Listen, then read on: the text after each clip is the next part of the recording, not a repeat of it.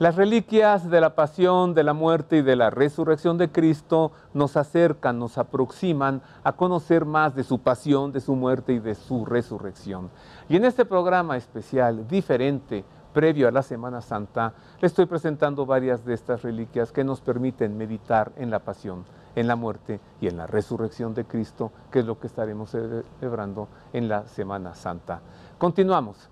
Vámonos ahora, nos quedamos allí en Jerusalén porque Jesús fue capturado, nos quedamos en esto, allí en el huerto de Getsemaní, y fue llevado, con esta expresión tan fea que usé, como un animal, así fue llevado, atado, empujado, jalado, y en el trayecto, para burlarse de él, lo arrojaron al torrente Cedrón, al río del Cedrón. Allí cayó él, pero al caer sobre una roca quedaron plasmadas las huellas de sus rodillas y de sus manos, y esto hace que esa roca sea una reliquia. El Valle del Cedrón procede del norte de Israel y es atravesado por un gran barranco que se extiende por el este hasta el desierto de Judea y el Mar Muerto. Durante el verano y el invierno el Cedrón está seco, pero es durante el tiempo de lluvias que se forma el río llamado Torrente Cedrón desde siglos atrás. Una antiquísima tradición refiere que en el trayecto entre Getsemaní y el palacio de Anás y Caifás, al pasar por el puente sobre el torrente Cedrón, con un empujón arrojaron a Jesús al fondo del torrente, donde sobre una durísima piedra quedaron impresas las huellas de sus pies, rodillas, manos y cabeza. El sitio en el que esta roca se encuentra es visitado por millares de peregrinos que tienen la gracia de acudir devotamente a Tierra Santa. En las revelaciones que el Señor concedió a Luisa Picarreta, vidente de la divina voluntad, ella describe: «Pero ya estamos en el torrente Cedrón, y los perversos judíos te empujan en él, y al empujarte hacen que te golpees en una piedra que ahí se encuentra, pero con tanta fuerza que empiezas a derramar de tu boca tu preciosísima sangre, dejando marcada aquella piedra. Y después, jalándote, te arrastran por debajo de aquellas aguas». Y agrega: «Tus enemigos, temiendo que vayas a ahogarte y queriendo reservarte aún mayores tormentos, te sacan de ahí». Por su parte, la beata Ana Catalina Emmerich describe la visión de ese momento en el torrente Cedrón que el Señor le presentó por medio de la visión mística. «Vi a Jesús 2 veces caer en el suelo por los violentos tirones que le daban, pero al llegar al medio del puente su crueldad no tuvo límites. Empujaron brutalmente a Jesús atado y lo echaron desde su altura en el torrente, diciéndole que saciara su sed. Las rodillas, los pies, los codos y dedos se imprimieron milagrosamente en la piedra a donde cayó, y esta marca fue después objeto de veneración». Así que entre la ciudad de Jerusalén y el Monte de los Olivos, allí se encuentra este torrente Cedrón, allí todavía está un puente y abajo se ve esa roca. Cuando usted vaya a Tierra Santa, pida que lo lleven a ese lugar, en vez de que lo lleven a tiendas de chucherías, y vea usted esa roca, que es una gran reliquia. Bueno, nuestro Señor fue llevado al palacio de Herodes y después de allí ante Poncio Pilato. Pilato ordenó crucificarlo, pero antes lo sometió a un castigo terrible, espantoso, la flagelación, flagelado con flagellum y con flagrum romano por 2 verdugos simultáneamente. En nuestro mundo se encuentran 2 lugares donde hay 2 fragmentos de la columna de la flagelación. Uno en Jerusalén, otro en la ciudad de Roma, en la iglesia de Santa Prassede. ¿Quiere conocerla? Aquí está. La columna a la que nuestro Señor fue atado para ser sometido a su terrible flagelación, ejecutada por 2 verdugos que se valieron del flagrum romano, un instrumento de tortura generalmente mortal por su efecto de desangrar y descarnar, es de mármol blanco veteado por granos de color negro. Una parte de esta columna se conserva en la Basílica del Santo Sepulcro en Jerusalén. La otra parte, que se encuentra en la pequeña aunque bellísima iglesia de Santa Prassede en la ciudad de Roma, mide 50 centímetros de altura, 32 centímetros de ancho en la base y 20 en la parte superior, donde se encuentra una argolla de hierro a la que fue atado Jesús. Esta reliquia fue llevada a Roma en el año 1213 durante el pontificado de Inocencio III y colocada en la iglesia de Santa Prassede en una pequeña capilla, donde se conserva hasta nuestros días expuesta a la veneración de los millares de fieles que acuden a contemplarla dentro de un gran capelo de cristal que la protege a la vez que sirve de relicario. A 2 cuadras de la Basílica de Santa María la Mayor, en la ciudad eterna, la ciudad de Roma, ahí está la Basílica de Santa Prassede, entre usted y va a encontrar la columna de la flagelación. Venérela. Ahora dejamos Roma, vámonos hasta la ciudad de París. Vamos a la catedral de Notre Dame, de Nuestra Señora. La catedral de París está dedicada a la Virgen María y esta catedral que sufrió un incendio, allí se conserva la corona de espinas. No fue edificada para tal. El rey San Luis IX, santo, mandó edificar la Sainte-Chapelle, la capilla santa para recibir la corona de espinas. Allí estuvo mucho tiempo y después se trasladó a la catedral de París. Esta es la corona de espinas. La corona de espinas de Nuestro Señor consiste en varias ramas de zarza espinosa entrelazadas entre sí. Se conserva dentro de un relicario de cristal elaborado en 1896, rodeado por ramas y hojas hechas en oro del arbusto conocido como Sisyphus spina Christi. Mide 21 centímetros en su diámetro interior. La corona se conservó siempre en la Basílica de los Apóstoles en el Monte Sión, en Jerusalén, hasta el año 1053, cuando fue llevada a la Capilla de las Reliquias de Nuestra Señora del Faro, en el Palacio Bucóleon de Constantinopla, por órdenes del emperador de Bizancio. En 1238 fue empeñada por Balduino II, emperador latino de Bizancio, para pagar un préstamo contraído con banqueros de Venecia. De común acuerdo con el emperador bizantino, el rey de Francia, San Luis IX, rescató la corona empeñada mediante un pago de 135.000 libras de oro, equivalente a la mitad del total anual de los gastos del reino. La corona llegó a Francia, trasladada y resguardada por los caballeros de la Orden del Temple en el año 1230. Fue recibida por San Luis Rey en la ciudad de Sens, quien la llevó despojado de su atuendo real y descalzo a la Catedral de San Esteban, mientras en París se edificaba la Sainte-Chapelle, especialmente para albergar la reliquia. 9 años después, el 19 de agosto de 1239, la corona llegó a París en solemne procesión presidida por el rey, nuevamente ataviado por una simple túnica y descalzo, para ser depositada en la Sainte-Chapelle. En 1791, a fin de protegerla del saqueo perpetrado por las hordas revolucionarias, la corona se resguardó en la iglesia de la abadía de Saint-Denis, luego en la Casa de la Moneda y después en la Biblioteca Nacional, hasta que en 1804 se depositó definitivamente en la Catedral de Notre Dame de París, donde permanece hasta nuestros días bajo la custodia de los caballeros de la Orden Ecuestre del Santo Sepulcro de Jerusalén. Todos los viernes de Cuaresma a las 3 de la tarde y el Viernes Santo de las 10 de la mañana a las 5 de la tarde, la corona se presenta a los fieles devotos para su veneración. Habrá que estar allí un Viernes Santo para besar la corona de espinas sin espinas. Las espinas le fueron arrancadas y se encuentran dispersas por diversas iglesias de Francia y de otras naciones del mundo. Y estas espinas, algunas de ellas, presentan prodigios, o digámoslo desde el don de la fe, milagros. Algunas espinas, no obstante que tienen 2000 años, de pronto reverdecen, se ponen frescas. Otras florecen, otras sangran. Esas son las espinas de la corona de nuestro Señor. Las espinas de la corona de Nuestro Señor proceden del arbusto Sisyphus, que llega a medir hasta 6 metros de altura, de tronco tortuoso del que brotan flores llamadas azufaifa y también espinas de unos 6 centímetros de largo.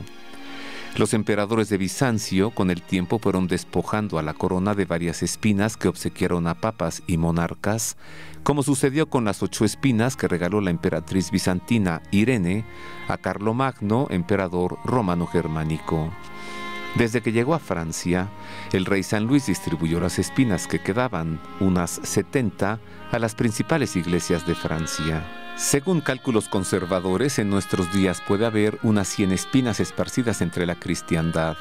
En Roma se encuentran algunas en la Basílica de la Santa Cruz, en la Basílica de San Juan de Letrán, en la Iglesia de San Marcos y en la Iglesia de Santa Praxede.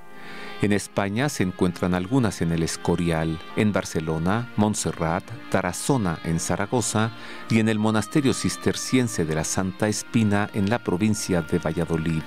Algunas de estas espinas presentan 3 especies de milagros que ocurren solamente cuando el Viernes Santo se celebra el 25 de marzo, en coincidencia con la fiesta de la Anunciación del Señor, en lo que indicaría una estrecha relación entre el misterio de la Anunciación y el de la Pasión de Cristo.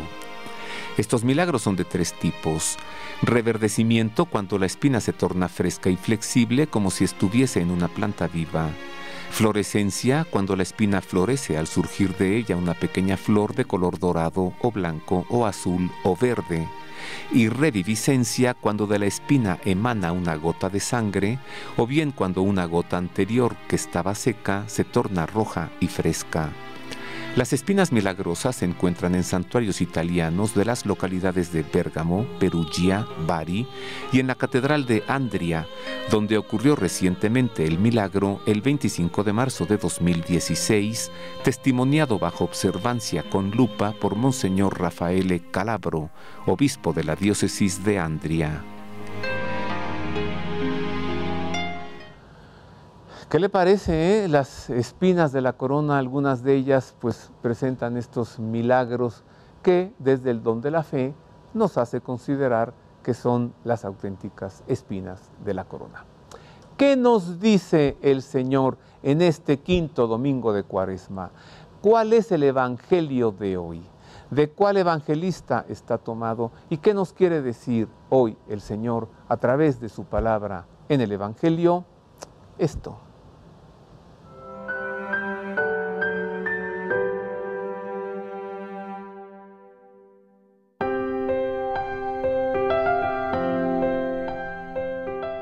El episodio evangélico que escuchamos hoy de los griegos que buscan a Jesús es un anticipo de la evangelización al mundo pagano que acontecerá después de la resurrección.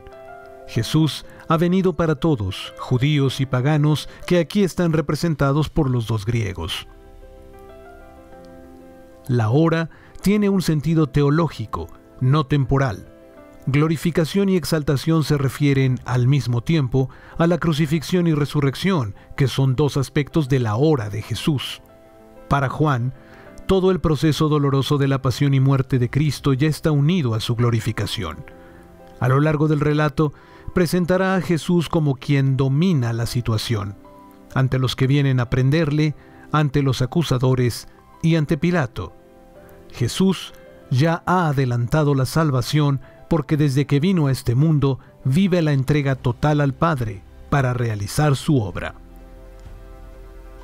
Jesús es consciente de que su muerte producirá los frutos esperados, la salvación de todos, judíos y paganos. Para dar vida hay que dar la vida. La vida es fruto del amor. La vida plena nace del amor pleno. Amar es mucho más que dar algo. Amar es darse, sin escatimar, hasta desaparecer si es necesario como individuo y como comunidad. Jesús es la semilla sembrada en nuestra tierra. Él desapareció para producir frutos de vida total y eterna. Jesús no se doblega al sufrimiento ni a la muerte.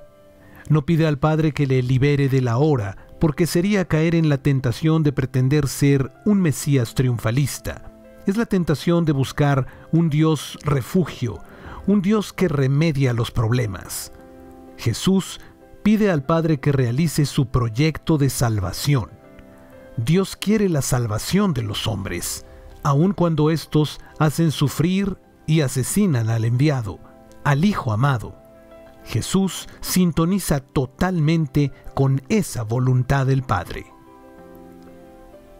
Todo sacrificio, toda entrega es agradable a Dios cuando nace del amor.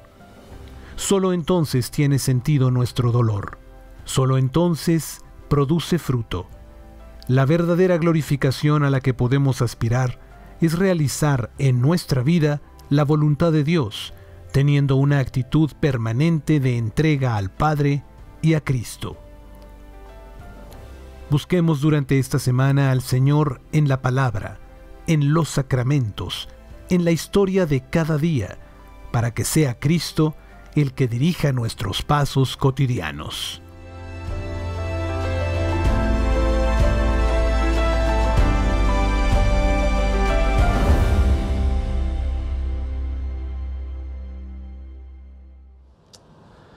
Esto nos dice el Señor en el Evangelio de hoy. Si usted va a ir a misa, después de haber escuchado esta breve explicación, ya podrá entender mejor el Evangelio de hoy, podrá disfrutar más de la homilía y podrá traer más directamente a su corazón lo que el Señor nos quiere decir hoy en el Evangelio. Avancemos, más reliquias de la pasión y muerte de nuestro Señor Jesucristo, sus vestiduras. ¿Por qué vinculadas con su pasión?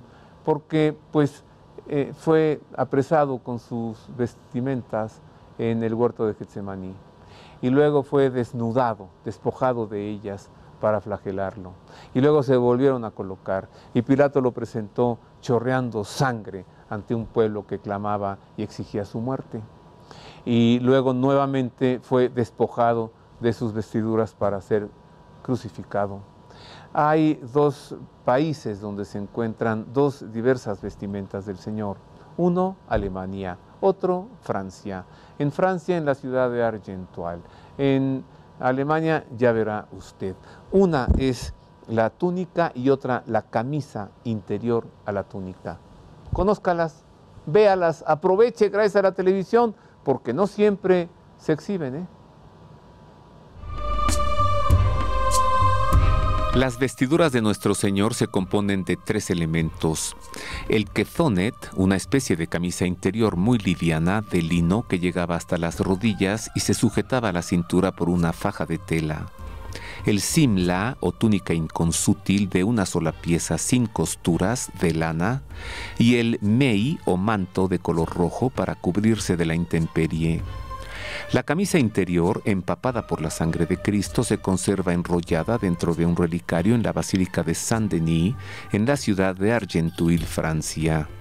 Esta reliquia fue enviada en el siglo IX por Irene, emperatriz de Bizancio, a Carlomagno, emperador del Sacro Imperio Romano Germánico, quien la confió al monasterio de la Humildad de Nuestra Señora de Argenteuil, del que su hija Theodrade era priora. Actualmente solo se exhibe 2 veces por siglo. Las más recientes ostensiones han tenido lugar en 1934, 1984 y 2016. La túnica inconsútil sin sangre de 1,47 centímetros de largo se conserva en la Catedral de la Diócesis de Treveris, en Alemania. Fue Santa Elena quien la encontró en Jerusalén y la envió a Agricio, obispo de Treveris. En 1196 se descubrió bajo el altar de la catedral un cofre con la túnica en su interior. En 1512, el emperador Maximiliano I de Habsburgo, ancestro del emperador de México, mandó levantar el pavimento para verificar la presencia de la reliquia. Las ostensiones más recientes han ocurrido en 1844, 1891, 1933 y 2012. El manto se repartió por toda la cristiandad, a diversas iglesias, de entre las que en la Catedral de Anagni, en Italia, se conserva el trozo de mayores dimensiones. Así que una en Argentual, Francia, la otra en Treveris, Alemania. Solamente 3 veces por siglo se exhiben estas vestiduras de nuestro Señor. Hasta aquí llegamos por ahora, pero no se ponga triste, yo tampoco, no mucho, porque nos vemos el próximo domingo para continuar y entonces presentarle a usted, agárrese, los clavos, la cruz, la lanza con la que le fue traspasado el corazón, la sangre de Jesús, el lienzo con el que fue cubierto su cuerpo muerto, es decir, la sábana santa, el sudario con el que se cubrió su rostro, que está en Oviedo, España. Le presentaré también el sepulcro, el lugar en el que resucitó y mucho más. Hacemos una pausa de una semana. Continuamos el próximo domingo con más de estas reliquias que nos hacen pensar, sentir, meditar, reflexionar y amar y agradecer la pasión, la muerte y la resurrección de Cristo. Mientras tanto, oiga, feliz domingo, Dios le guarde. Gracias.